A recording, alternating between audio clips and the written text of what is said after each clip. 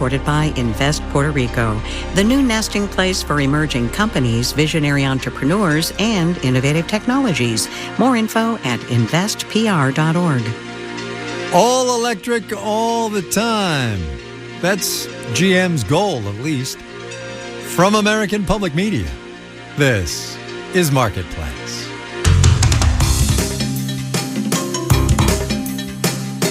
Marketplace is supported by Amazon Business, helping provide a smarter, easier way to get the supplies businesses need to thrive. Amazon Business, your partner for smart business buying.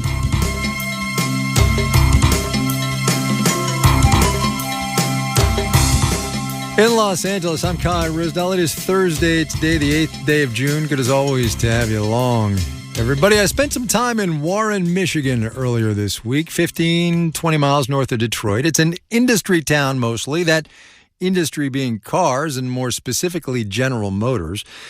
GM is the biggest as measured by sales of what used to be called Detroit's Big Three car makers, and it has promised to make 100% of its cars emissions-free by 2035, which explains how I wound up on Tuesday morning at GM's Global Technical Center in Warren. It's a huge campus. 25,000 people work there. The heart, really, of the research going into GM's electric vehicle offerings. Hi. How are you? Kai Risdell, nice to see you. How are you? That's Mary Barra. She is the chair and CEO of GM. And you're in our R&D building, which is one of our historic Saarinen design buildings. The stairwell you wouldn't be able to make anymore. We were commenting on it on the way up here. And then we got to it. Well, it's great to be here. Thanks so much for making the trip to Warren. And it was a trip. Warren's an interesting place. We drove in this morning, and I was thinking about how I was going to start our chat. And I was looking at the cars as I came in. Lots of, almost all GMs, not all of them, but almost.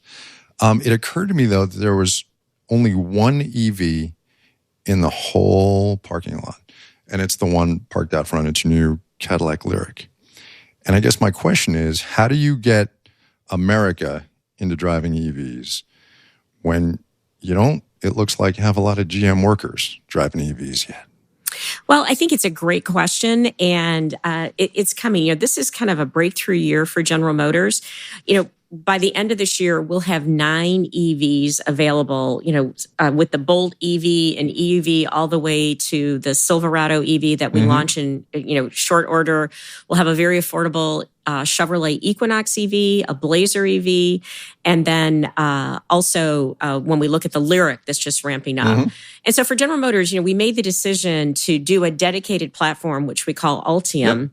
And so the Bolt is our second generation technology, but Ultium is our third generation. And this is the year we really ramp those up. So I know there's a lot of our employees who want, in fact, I just came from a town hall where they were asking, how do I get more experience to understand, how an EV changes my life? And that's the journey that we're on. So if you came here in a year, it would be much different. So maybe we will. But look, you're discontinuing the Bolt, and you've got all these cars planned. How many are coming out the door every year, right? I guess the question is, are enough coming out the door? I wish I had more. So to your point, I absolutely wish I had more. We'll make about 50,000 for North America by the end of this month, which is a single-digit percentage of your production, right? Exactly, but we will then virtually double that in the second half of the year, and we are still on track by middle of next year to have made 400,000 EVs from 22, 23 in the first half of 24. But then it just ramps because we've said and we've got the plans in place to reach 1 million EVs in 2025. That's a big swing. Huge swing. And this is the year. Okay. Were you late? Did you miss the boat? What I would say is we made a decision. We were actually early when you think about the Bolt EV, truly affordable EV. And when we started to work on what was going to come after the Bolt EV and EUV, that's when we realized really to do it efficiently and to really be able to scale, we needed a dedicated platform. And so that's why we created Ultium. We also decided we weren't going to do a half step. We weren't going to go to a lot of hybrids because really in a hybrid, your vehicle has 2 propulsion platforms. You've got the internal combustion engine and the battery. And we made the decision we were going to go to the end game and then making our own batteries And so we have a plant that's now ramping up very well in Ohio. We have another one in Spring Hill, Tennessee that will ramp up by the end of the year. Another one coming online next year in Michigan. So I think the decision we made to do a dedicated platform and to make our own battery cells, that ramp up has taken a little while. I'm going to talk platform in a minute, right? Because that's important for what you're trying to do. I do want to talk about affordability, though. You did a conference the other day in which you said it's not possible, really, right now with the technology we have to make a $30,000-$40,000-ish EV and make money on it. So how are you going to make money? Because that's your job. Yes. Well, part of it is battery breakthroughs. And as we look at our platform, we have committed with all the ramp up and investment we're doing in 2025, we'll be to single mid-digit levels of profitability. Right. And we believe with the work that we're doing on battery technology and then the fact that we're going to leverage and scale our Ultium platform as well as making batteries internally, that will give us a lot of advantage to get to profitability at the lower levels. But that's why at this current juncture, IRA is very important. We'll get to the IRA as well, right? And the infrastructure part of this, because that's huge because you're depending on a whole lot of other things happening, as are all EV makers. Super quickly on the Ultium platform. It is basically a combination of drivetrain and battery technology, right? And that's what you're betting the ranch on here. Mm-hmm.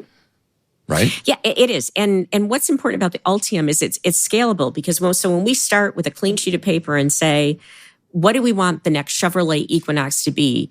We decide by how many battery cells and modules we put into the vehicle, what the power and performance and range is going to be of that vehicle. And then we can scale it. But what's the beauty of the platform is it's chemistry agnostic. So we can use pouch, we can use prismatic, we can use cylindrical cells. We also have a wireless battery control system that allows it to be much faster to get that vehicle up and running. So we really dedicated the work on Ultium to make it not for today's technology because the technology is and has to change, but to make it scalable so we don't have to redo the capital as we go forward. I don't want to get too sideways here, but since you're bringing out all the technical terms about battery science, which is a huge part of what EV makers are trying to do. You're an electrical engineer by training. Yes. Does that help you now in this juncture as you try to transform this company? Oh, absolutely. I mean, and I haven't done, I'll say core engineering in a while in my career, but, it always goes back to first principles. And so I think being able to lead the company and really understand, what we're doing from how we design. And I actually had the privilege of leading product development in my career. So really understand how that works. I've had the opportunity to run an assembly plant in my career as well. And having that core knowledge of what it takes to build a vehicle safely, with high quality and very efficiently is something that I've grown up in the environment and know how to drive the organization to accomplish. So you have used, in the 8-ish or so minutes we've been talking, you've used the phrase ramp, and to emphasize it, you've done the hand going up a ramp signal here. It seems like you're counting on ramping as the savior here, right? You need to scale. Well, definitely. And that's always been our plan. And again, we know how to do that. But when I look at the strong response that we have to the Lyric, which I just took delivery of mine the other day and just talked to actually an employee who was driving a Lyric and talked about how, it's just a fabulous vehicle.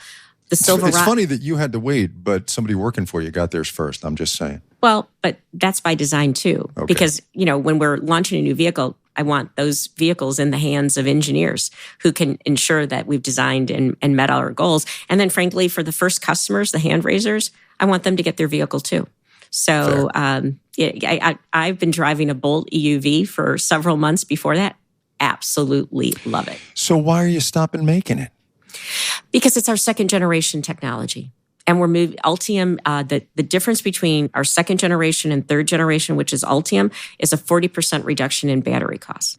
And we're leveraging the names of our vehicles that are well understood and known in industry. People, who drive an Equinox today will understand what an Equinox EV, what that delivers to them. But, Bolt is something that has built up a lot of loyalty and equity. So can't say more because I don't discuss future product programs. But, it was primarily a move from second generation to third generation, but that's a important vehicle in our portfolio. Nudge, nudge, wink, wink, I guess.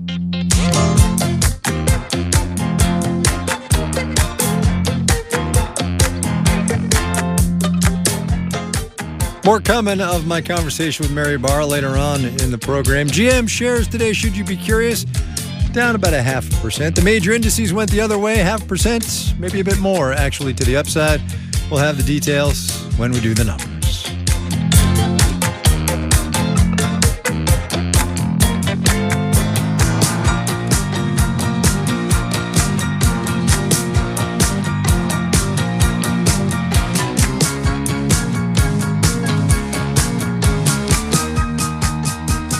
So here's something, a tidbit buried in the news this week of the April trade deficit. It got bigger, quite a bit bigger, the trade gap did, as we bought more stuff from overseas in April than we did in March. More cars and car parts, cell phones, household goods as well. That's not good or bad, it's just a fact. The same way my trade gap with my local supermarket goes up when I buy more food because all the kids are home from college. But the share of those imports that we were buying from overseas that came from China went down to the lowest level they've been at since 2006. Marketplace's Kristen Schwab takes stock of how U.S. trade with China has changed. China is a producing powerhouse of all those ring lights and sweatpants and home gym equipment we desperately craved during the pandemic, a lot of which, remember, got stuck on container ships. Ishwar Prasad is a professor of trade policy at Cornell. Practically every manufacturer who has relied on lean and mean global supply chains now is much more worried about the resilience of those supply chains. They want to diversify their suppliers in case of public health crises, natural disasters, and war. Plus, rising tensions with China represent an extra risk. Manufacturers and retailers don't want to be exposed to the risks that geopolitical tensions with China, or just basic trade tensions, might lead to disruption. So companies have shifted to Vietnam and Thailand for cheap apparel and footwear, and Mexico for its proximity to the U.S. But Chinese imports aren't going to disappear anytime soon. David Dollar is a senior fellow at the Brookings Institution. The Chinese have definitely locked up a lot of the lithium supply around the world, and they've got a lot of the patents involved in the production of batteries, so that gives them a leg up in the electric vehicle market. Meanwhile, China's also been maturing as an economy, shifting its export focus to different and more valuable things, says Susan Aronson, a professor of international affairs at George Washington University. As countries develop, right, they tend to export more services. And so China had this deliberate plan to move up that value chain. Yeah, we're importing less from China overall. And yeah, you might not see the words made in China on as many tags these days. But that's partly because you can't sew a label onto software, e-commerce, and AI. I'm Kristen Schwab for Marketplace.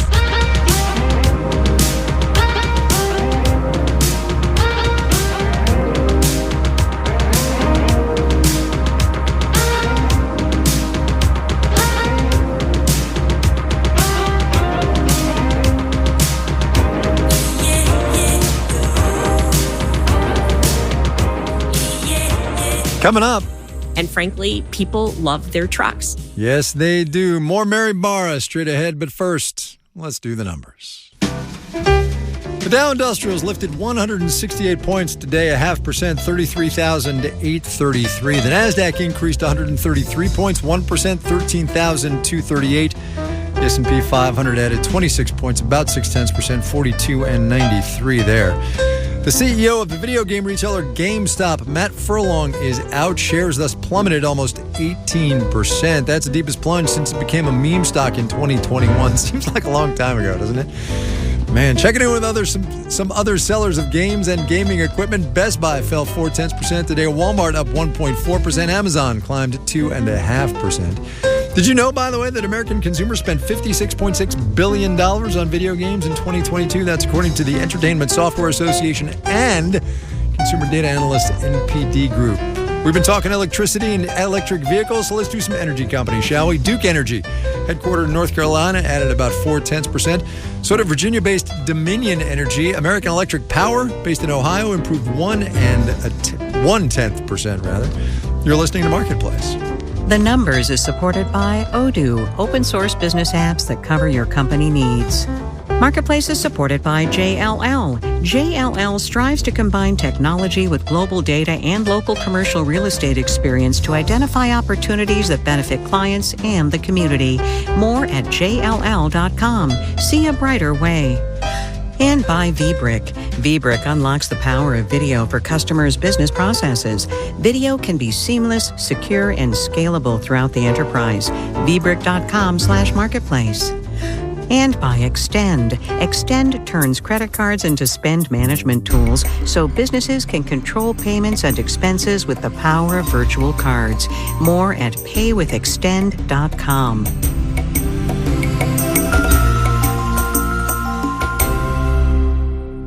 I'm Ed German. Join me Monday to Thursday at 8 o'clock for the Urban Jazz Experience here on 88.3 WLIW FM and WLIW.org/radio for the best in swinging, riveting, compelling, and romantic music. That's weeknights, Monday to Thursday at 88.3 WLIW FM and WLIW.org/radio, Long Island's only NPR station. This is Marketplace. I'm Kai Ryssdal. Back we go now to the conversation I had on Tuesday with GM CEO Mary Barra. She's trying to move this country's biggest car maker into the world of electric vehicles. Remember, she has promised a 100% emissions-free lineup by 2035, and that is a goal General Motors is going to need some help to hit. Here you go. Can we talk IRA and infrastructure and this idea? You and all other EV makers are dependent on an infrastructure that develops to support those cars, specifically charging stations across the country. And as a brand new EV owner myself, sadly for you, not a GM car, it's a little challenging out there, getting increasingly challenging. You can pick up the phone and call the President of the United States, right? You are one of those people. You are. I mean, come on, right? But I guess if you call them and said, Mr. President, we need more help, how confident are you that the government would be responsive to your needs? Because, go ahead. Sorry. I think the government and the administration is very committed to an all EV future. And I think it's a little too soon to ask for more help, because if you think about what was in the bipartisan infrastructure bill, there was money specifically designated for charging infrastructure. And the states have written proposals, and that money, I believe, is starting to flow. So, I talk about RAMP a lot. Yeah. I think we're going to see that happen now as that money starts to be deployed to build out the charging infrastructure. I think that's one important component. But I think you've also heard other people are starting to understand the opportunity when you hear a Walmart or a 7-Eleven, they're going to invest in charging stations. And you think about it, if you go grocery shopping, I don't know about you, but when I'm in the grocery store, it seems like I never get out of there less than, 40, 45 minutes. Yeah. That becomes a perfect location to charge. Yes, it absolutely is. And I'm glad you raised that, because I go to my local Piggly Wiggly and there are 4 150 kilowatt hour charging stations, and they're always full. And it takes 20, 25 minutes to get yourself from 15-ish% to 80% of the battery. And it's a real disincentive for public charging stations, right? I mean, people have EVs. I phrased that the wrong way. People who have EVs say, yes, I can charge in these public stations. But really, the fact is they're always full. But again, we're in the first turn of the race. Yeah, but I've got a car now. And all these EV owners out there that you're looking at as potential future customers for a second or third car, they have EVs now. Well, and again, that's why we're investing. General Motors has committed $750 million to accelerate. And we're trying to pick up the spaces where, there's a lot of startups working on charging infrastructure. They're going to go to dense urban environments because that's where they're going to get the payback on their investment. Right. Then you look at suburban. We're working with our dealers, not necessarily to put chargers at our dealers, although they are, because they're going to have EVs they need to charge on their fleet. But they know in the local communities where are the key places, along with using OnStar data to where people move. That's another location. Here's a better non-me-centric way to ask this question. Do you worry that the challenges of charging infrastructure will slow you down as you try to get people to buy EVs? Because people do their research and they see that it's a problem, right? Yeah. So I would say when we've surveyed consumers, if they can charge at home, And I think people are going to start to see a stronger demand, which is going to incentivize if they want to attract people to live in the, especially if it's apartments or condos, I think you're going to see a demand to add more charging capability there. But definitely we know, and that's why we're focused on charging as well as a great EV portfolio. We know it'll be a gating factor if it's not sufficient. What keeps you up at night? How many, well, I guess maybe a better question is how many things? You're laughing at me. I mean, you can't see this on the radio, but you're laughing. How many things keep you up at night, and what's the top, like, two? For me, it's my job to be concerned about a number of things. I would say right now, what we're really focused, one is within our control, and it's making sure we have flawless execution of all the launches we're doing this year. I would say from a second, some of it which is less or not totally within our control is charging infrastructure. We're not compromising on range. If it's a truck, we're not compromising on towing. So meeting the customer where they are, that's exciting. But again, they have to know that they're going to be able to charge. Sorry, you mentioned trucks, and I did want to bring that up because you have said you want to go in the beginning, right, with EVs. You want to go high end and you want to go larger because that's what American customers want, and that's where profitability is for you.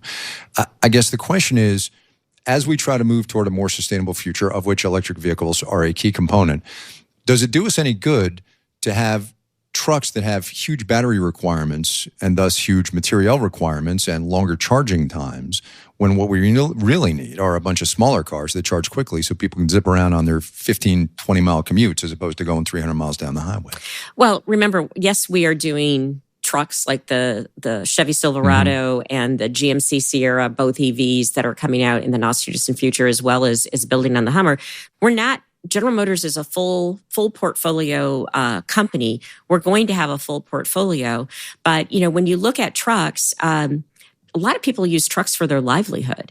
And so the other thing is, I think one of the great things about America is we don't dictate what you buy. You get to choose what you want to buy.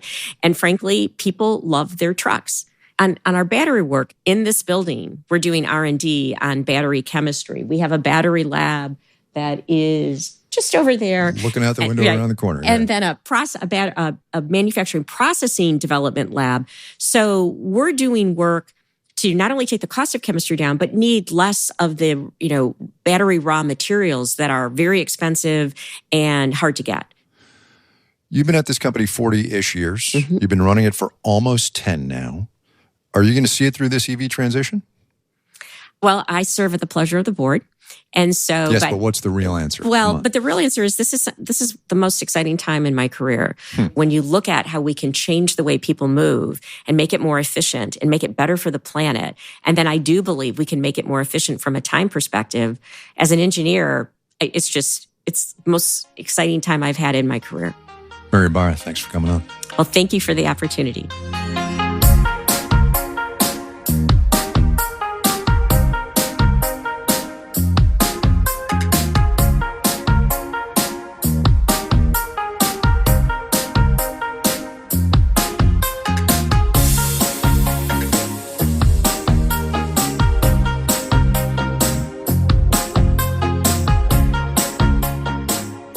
This next piece is electrical in nature, too. As the Northeast is dealing with the downwind effects of all those Canadian wildfires, Texans are looking forward to hotter than average temperatures this summer. And as people start kicking the AC into high gear, demand on that state's electricity grid is expected to break records. This year, for the first time, Texas is going to be relying on wind and solar energy to meet that peak demand. The problem, of course, being that wind and solar are what you might call variable energy sources. So Texas has been adding batteries to its grid at a breakneck pace. From Houston, where they know a thing or two about air conditioning, Marketplace's Elizabeth Trovall reports. This is the sound of me putting some strain on Texas's electrical grid. To power all the state's ACs during peak demand, coal, natural gas, and nuclear power plants can no longer provide enough energy, says Joshua Rhodes with the University of Texas at Austin. And so we are going to be relying on some amount of wind and some amount of solar to be producing electricity during certain times of the summer. But when the sun goes down, the wind isn't blowing, and people are still cranking up those ACs. there is a bit of a lull in renewables that batteries are great at filling. As renewable energy has expanded in Texas, battery storage has grown about tenfold in 2 years, says Austin-based energy consultant Doug Lewin. We're now up to just about 4,000 megawatts, roughly equal to the entire city of Austin. And to see that kind of increase in that short a time in 2 to 3 years is pretty extraordinary. But batteries still have a long way to go, says oil and gas consultant David Blackman. I'm not a Pollyanna about all this stuff. He says batteries today can't hold a charge when the power's out for more than a few hours, like when the Texas grid failed during a 2021 winter storm. You need capacity that will provide electricity, as we saw in Winter Storm Uri, for days. He says that technology exists, but implementing it will take time and money. In Houston, I'm Elizabeth Troval for Marketplace.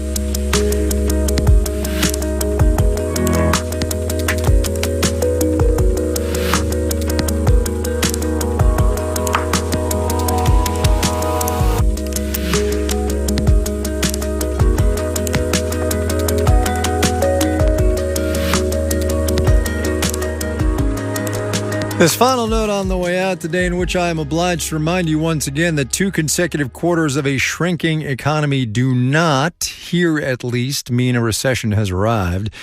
Europe, though, is different. Eurostat, their statistical agency, said today the Eurozone has now had those 2 consecutive quarters of economic shrinkage.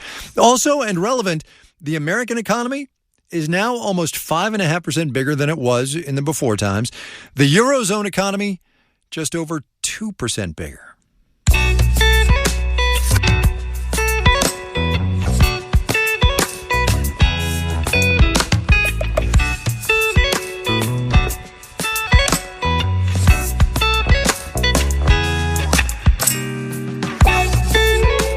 Marketplace is supported by Amazon Business, helping provide a smarter, easier way to get the supplies businesses need to thrive. Amazon Business, your partner for smart business buying. And by Financially Inclined, a podcast from Marketplace is all about money lessons for living life your own way. Listen to Financially Inclined wherever you get your podcasts. Here is your moment of economic context on the way out today. Amy Scott sent me this one this morning. New real estate data out from CoreLogic that shows homeowners who are still paying on a mortgage, that's about 63% of homes in this economy, they lost equity in those homes last year on a year-over-year basis for the first time since 2012. Not a whole lot of money, on average $5,400, but still, not nothing. John Buckley, John Gordon, Rick Carr, Diantha Parker, Amanda Peacher, and Stephanie Seek are the Marketplace editing staff. Amir Babawe is the managing editor. I'm Kai Rizdal. We will see you tomorrow, everybody. This is APM. Connect with Long Island's only NPR station.